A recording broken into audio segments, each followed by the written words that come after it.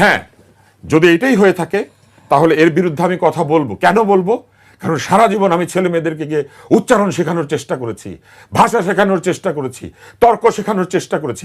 আমি নিজে খারাপ লোক হতে পারি, কিন্তু একটা খারাপ মানুষ, একটা অন্যায়কারী মানুষও জীবনে দু একটা ভালো কাজ করে। আমি হতে পারি আমি ভালো না, কিন্তু আমি ভালোর কথা বলেছি। আমরা যারা ভালোর কথা বলেছি সেইটার জন্য যদি আমাদেরকে ট্যাগিং করা হয়, করেন ট্যাগ। আমি এখনো বলবো, বাংলা ভাষার জন্য যে জাতি প্রাণ দিয়েছে, যে জাতি একটা পতাকার জন্য, একটা স্বাধীনতার জন্য, নিজের ভোট দেওয়ার জন্য প্রাণ দিয়েছে, সেই জাতি এই ভাষায় কথা বলবে, আমি এটা মানবো না।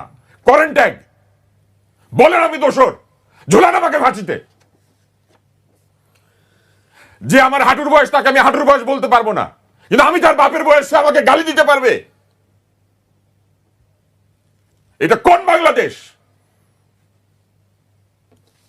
আমি হতে পারি সবচেয়ে খারাপ মানুষ, নিয়ে যান আমাকে ধরে, কিন্তু আপনি আমাকে গালি দিতে পারেন না। গালি দেওয়ার অধিকার কেউ দেয় নাই।